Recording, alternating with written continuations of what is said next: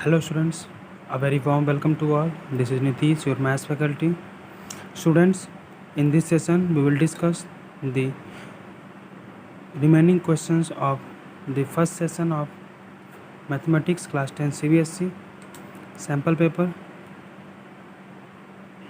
Students, the questions are MCQ based.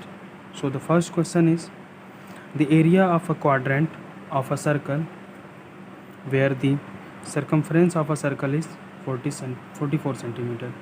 Clear? And we take the value of pi is 22/7. So the solution is, तो हमें दिया गया है यहाँ पर सर्कमफ्रेंस, ठीक है। हम क्या करेंगे, 44 सेंटीमीटर दिया है, यहाँ से हम रेडियस निकाल लें क्योंकि ये सर्कमफ्रेंस की वैल्यू दी जा रही है। ये हो जाएगा 2 × 22/7 इंटू रेडियस, ये आ जाएगा 44, ठीक है। यहाँ से रेडियस इज इक्वल टू 44 × 7/22 × 2, ये कैंसिल हो जाएगा।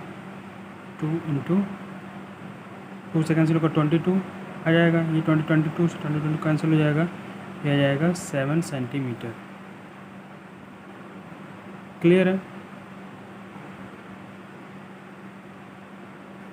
इसके बाद हमें एरिया ऑफ द क्वाड्रेंट कहा जा रहा है। Area of the quadrant equals to, ये देखो आप क्वाड्रेंट कुछ ये हमारा शेप होता है एक सर्कल का 1/4 पार्ट, और यहाँ पे एंगल बनता है 90 डिग्री, इसका हमें एरिया बताना होता है। तो इसके लिए फार्मूला क्या होता है, तो θ/360 where θ is equal to 90 degree into πr²। तो अगर हम इसकी वैल्यू निकालें तो ये हम लिखेंगे, ये 1/4 हो जाएगा, ये कैंसिल हो जाएगा 4 टाइम, ये 22/7 इंटू 7 × 7, ये कैंसिल, ये 2 से कैंसिल हो जाएगा, तो 2 11 टाइम आएगा, ये मल्टीप्लाई कर दें, 11 7 जा 77/2, ये कैंसिल होगा, तो 2 3 6 1 7 2 8 16 1 5 1 0 2 5 10 centimetre square is the area. सही है? So option 4 is correct for this question. And the next question, तो नेक्स्ट क्वेश्चन पढ़ेंगे, the ratio in which the y axis divides the line segment joining the points -4, -6 and 10, 12 is। तो हमें बताना है कि अगर कोई लाइन सेगमेंट ये हमारा ए बी है, ठीक है, जिसके कोऑर्डिनेट्स हमें गिवन है, ये हमें दिया गया -4, -6, ये 10, 12 दिया गया। हमको बताना है कि अगर कोई पॉइंट जो कि वाई एक्सिस पर लाई कर रहा है तो उसका कोऑर्डिनेट क्या होगा। अगर वाई एक्सिस पे है तो x 0 होगा, y हमें दिया जाएगा, तो वो पॉइंट इस जो है लाइन सेगमेंट को किस रेशियो में डिवाइड करेगा, ठीक। हमें m और n का रेशियो बताना है। तो हम क्या करते हैं, सेक्शन फार्मूला का यूज़, ठीक है। तो यहाँ पे हम सपोज कर लें जो हमारा रेशियो है वो है k/1, ठीक। ये हमारा x1, ये x2, ये y1 और ये y2 कोऑर्डिनेट हो गया। ये हमारा xy का कोऑर्डिनेट। हमें x इज इक्वल टू पता है mx2 + nx1/m+n। क्लियर? यहाँ से x की वैल्यू अगर हम यहाँ से क्या लें 0, तो ये हो जाएगा k × x2 की वैल्यू, सॉरी यहाँ पे y1 और ये x2, तो x2 की वैल्यू 10 + n एन हमारा हो जाएगा के इंटू x1 की वैल्यू -4, टोटल क्या अपॉन के प्लस 1। क्लियर है। यहाँ से देखेंगे ये आ जाएगा 10k -4 अपॉन के प्लस 1 इक्वल टू 0। ठीक है। फिर यहाँ पे ये अपॉन लिख कर ये क्रॉस मल्टीप्लाई कर सकते हैं, तो ये आ जाएगा 10k -4 is equal to 0, then k is equal to 4/10। अगर ये सिंप्लीफाई होगा तो ये आ जाएगा 2:5। ठीक है। तो हमारा रेशियो क्या आया 2:5, और ऑप्शन हमारा सी करेक्ट रहेगा। क्लियर है। तो नेक्स्ट क्वेश्चन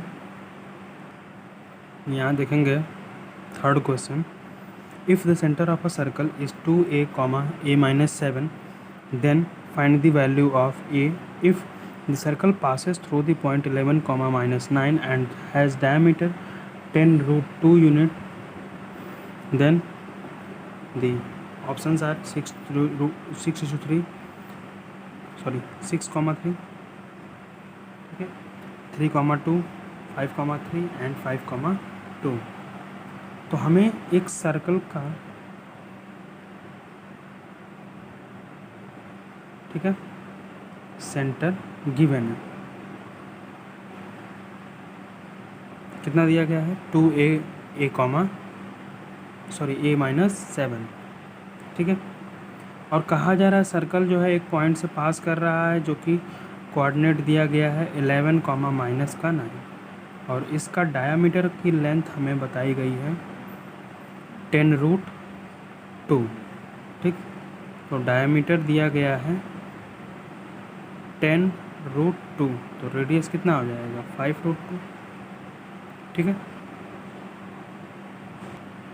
यहाँ देखेंगे जो डिस्टेंस इस सेंटर से यहाँ तक होगी, ठीक, वो कितनी होगी 5√2। क्लियर।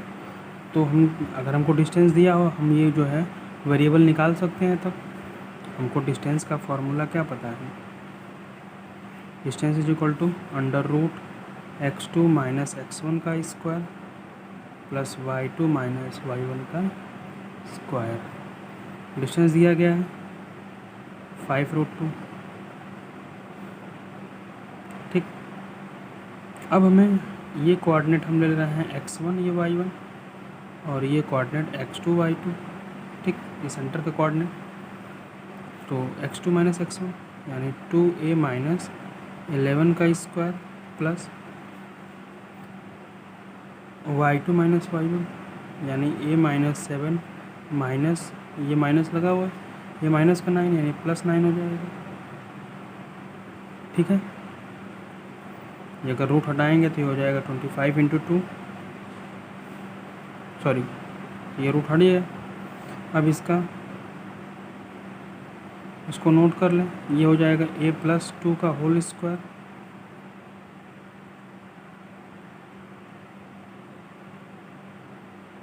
ठीक है।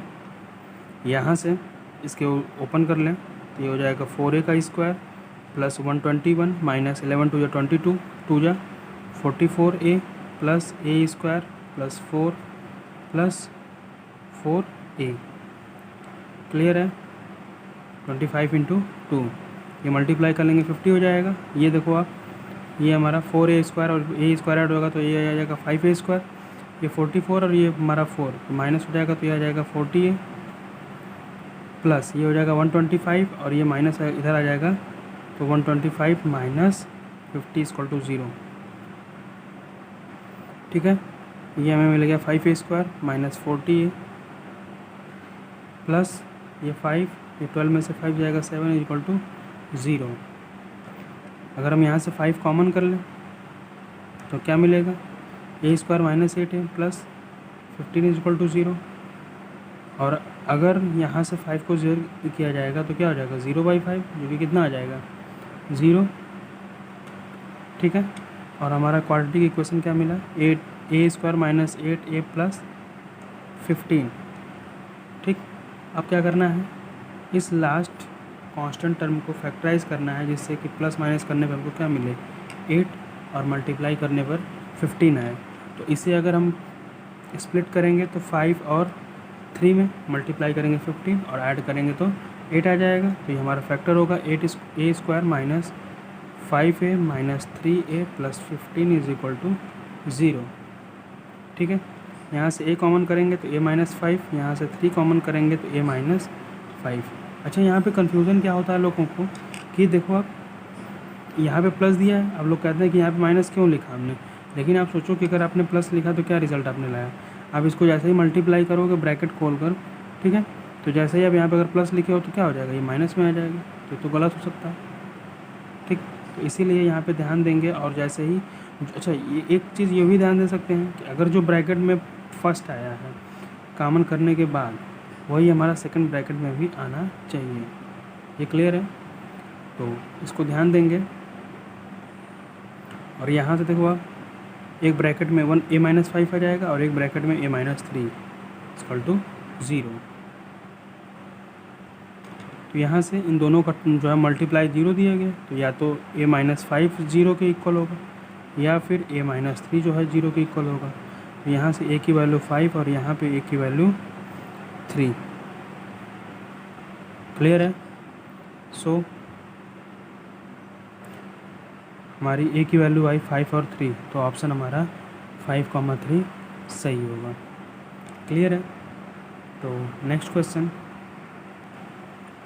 यहाँ देखेंगे, question number 4। The letters of the word society are placed at random in a row, then the probability of getting a vowel is. ठीक है, तो यानी इस लेटर में जो है टोटल कितने, सॉरी इस वर्ड में कितने लेटर्स हैं, तो अगर टोटल लेटर्स की बात की जाएगी तो ये हमारा total number of sample space कितना है 7। ठीक है, अब वॉवेल्स कितने हैं, तो I, O, I और E, यानी नंबर ऑफ वॉवेल्स यानी इवेंट अगर कहा जाए तो ये हमारा है 3। ठीक है, तो probability of getting an vowel n of E upon n of S, ये हमारा है 3, ये 7 हमारा आ जाएगा। Probability of getting a vowel from the word society is 3/7 and the option C is correct for this question. Clear है। So the next question, तो यहाँ से देखेंगे 5th question. Value of 10, 15, 10, 25, 10, 60, 10, 55, 10, 75 minus 10, 30 is. तो हमें इस ट्रिग्नोमेट्रिक रेशियोज़ का जो एक्सप्रेशन दिया गया है, इसको सॉल्व करके इसकी वैल्यू बतानी है। तो हमने कॉम्प्लीमेंट्री एंगल पढ़ा है, ठीक है ना, ऑफ ट्रिग्नोमेट्रिक रेशियोज़। क्या पढ़ा, tan 90 minus theta is equal to cot theta. Clear है। ठीक, और यहाँ पे सिर्फ सारे जो है ट्रिग्नोमेट्रिक रेशियोज tan के फॉर्म में दिए हैं, तो हम इसी का सिर्फ लिखते हैं। और हमें एक और रिज़ल्ट पता है, tan theta is equal to 1/cot theta. Clear है, हम इन्हीं दोनों का यहाँ पर यूज़ करेंगे। तो देखो आप, ये 15 tan का और ये 75, इन दोनों का अगर हम सम करें तो कितना हो जाएगा 90। तो हम इस tan 15 को क्या लिखेंगे, tan 90 माइनस 75। इस tan 25 को भी, क्योंकि इनका सम हमारा आ जाएगा, सॉरी यहाँ पर 65 होगा, तो इन दोनों का सम एंगल का कितना आ जाएगा 90। तो हम इसको भी चेंज कर लेंगे, tan 90 माइनस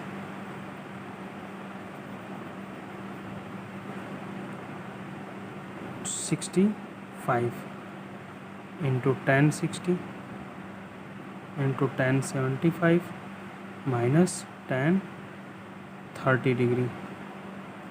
ये सही है। यहाँ से tan 90 माइनस थीटा तो हो जाएगा cot थीटा, ये भी cot थीटा, और ये हमारा tan 60 रहेगा, ये हमारा tan 75 रहेगा। सॉरी 60, हाँ ठीक है। यहाँ पे हम tan 65 छोड़ दिए हैं और यहाँ हम लोग नोट कर लेंगे यहाँ पे tan 65 माइनस tan 30, ठीक है। अच्छा एक बात यहाँ पे देखो, आप नोटिस करा अगर आपने तो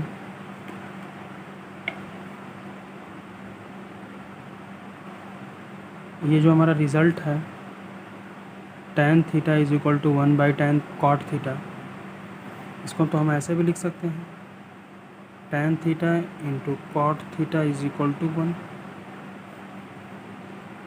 ठीक है। ये इंपॉर्टेंट रिजल्ट्स हैं। और when थीटा इक्वल होगा तो यहाँ पे देखो आप 75 कॉट का और tan का 75, इन दोनों का मल्टीपल क्या होगा 1, कॉट 65 और tan 65 इसका भी मल्टीपल कितना होगा 1, tan 60 की वैल्यू √3 माइनस tan 30 की वैल्यू 1/√3। ये क्लियर है। अब हम यहाँ से क्या करेंगे, इनका मल्टीप्लाई कर लेंगे तो यह आ जाएगा √3 माइनस 1/√3।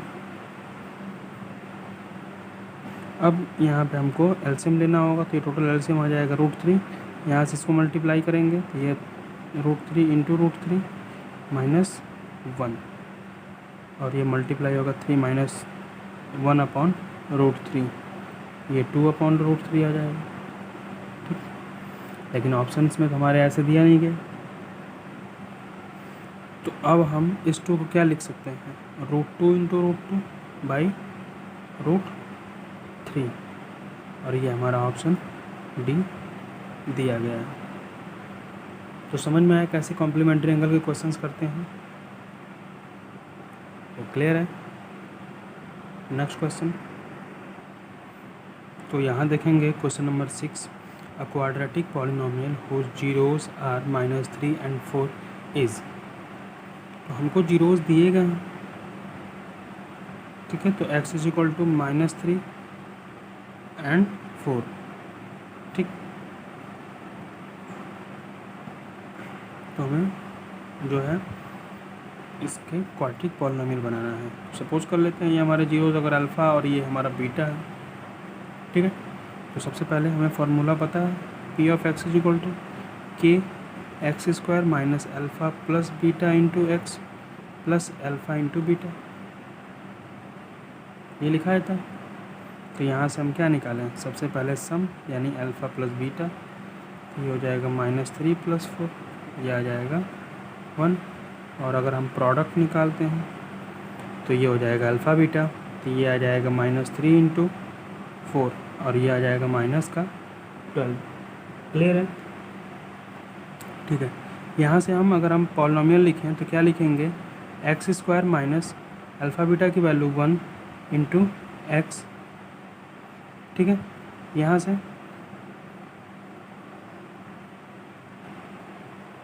ठीक ये आ जाएगा 12, सही है। यहाँ देखेंगे x² माइनस x माइनस 12 आया, ठीक। तो ये हमारा किसके इक्वल 0 के। और हम फिर इसके बाद अगर 2 कॉमन करके 2 से सब में डिवाइड कर दें तो ये आ जाएगा x²/2 minus x/2 minus 6 is equal to 0/2 is equal to 0। So हमारा जो क्वाड्रेटिक पॉलिनोमियल मिला है वो x² minus x/2 minus 6, C option is correct for this question, सही है। यहाँ देखेंगे question number 7, if 2 positive integers a and b can be expressed, a is equal to xy³ and b is equal to x⁴ y² z and xy being prime numbers, then the LCM of AB is। तो LCM जो है हमारा, ठीक है, 2 prime numbers का, तो highest power of the variable होगा, ठीक है। तो यहाँ पे हाईएस्ट पावर x की कितनी है 4, इन दोनों में मिलाकर इंटू इसमें मिलाकर y की पावर 3 है और इनमें z है ही नहीं, यहाँ पे z दिया गया तो ये होगा z, ठीक है। तो जो हाईएस्ट पावर होगी वेरिएबल्स की वही हमारा एलसीएम होगा। So option D is correct for this question.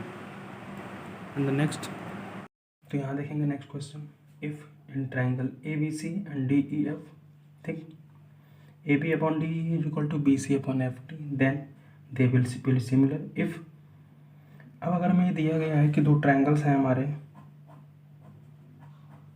ठीक, ए बी सी और डी ई एफ, यहाँ पे हमें इनके साइड का रेशियो दिया है A B by D E is equal to B C by F T, ठीक, और कहा जा रहा है ये सिमिलर है। तो ये सिमिलर तभी होंगे, ये देखो आप इन दोनों साइड का रेशियो दिया है इसके और इसके इक्वल। तो अगर सिमिलर की प्रॉपर्टी है, या तो वो एस एस प्रॉपर्टी हो, या ट्रिपल एस प्रॉपर्टी हो, या डबल ए से सिमिलरिटी प्रॉपर्टी हो, ठीक है, एंगल एंगल सिमिलरिटी हो। तो यहाँ से देखो अब ये साइड है, ये साइड, अगर ये angle B is equal to angle D हो जाए तो हम कह सकते हैं कि हमारा दोनों गिवन ट्रायंगल जो है ए बी सी, वो ट्रायंगल डी ई एफ के सिमिलर होगा। तो यहाँ से angle B is equal to angle D होना चाहिए, सही। सो हमारा ऑप्शन सी करेक्ट होगा। क्लियर है क्वेश्चन। सो नेक्स्ट क्वेश्चन देखेंगे, if in two triangles A B C and D E F, A B upon D F is equal to B C upon F E is equal to C A upon E D, then हमें दो triangles के, ठीक है, इनके side का ratio दिया गया है। तो सपोज करो कोई एक कांस्टेंट टर्म आया, ठीक है, के, ये हमारा ए, ये पी, ये सी, ये डी, ये ई, ये एफ। तो हमें A B upon D F दिया है, A B upon D F is equal to triangle A B C and triangle D F E, ठीक है। देखो यहाँ से हम लिखते हैं A B upon D F is equal to B C upon F E is equal to A C by E D, सही। तो हमारी सिमिलरिटी जो है ट्रायंगल की वो ए बी सी सिमिलर है ट्रायंगल डी एफ ई के, क्लियर, क्योंकि ये साइड इसके सिमिलर है। फिर बी सी का जो प्रोपोर्शनल है वो एफ ई के इक्वल है, और ए सी का जो प्रोपोर्शनल है वो डी ई के इक्वल है। तो हमारे ट्रायंगल की similarity triangle A B C is similar to triangle D F E, and the option fourth is correct. Clear. So students, अगर कोई डाउट हो तो आप इसके कमेंट सेक्शन में आंसर कर क्वेश्चन पूछ सकते हैं, ठीक। नेक्स्ट क्वेश्चन यहाँ पे देखेंगे। Next question, the father's age is 6 times his son's age and 4 years hence the age of the father will be 4 times his son age. So the present age of the son and the fathers will be, हमें जो है father और सन की present as बतानी है। तो सबसे पहले अगर हम इसके सॉल्यूशंस देखें तो हमसे कहा गया है कि फादर्स की एज है अपने बच्चे की एज का 6 टाइम। तो अगर ये सन है और ये फादर है, ये इनकी प्रेजेंट एज है, तो ये अगर हम रख लें x, तो फादर की एज क्या हो जाएगी 6x, क्योंकि अपने बच्चे की एज का 6 टाइम। फिर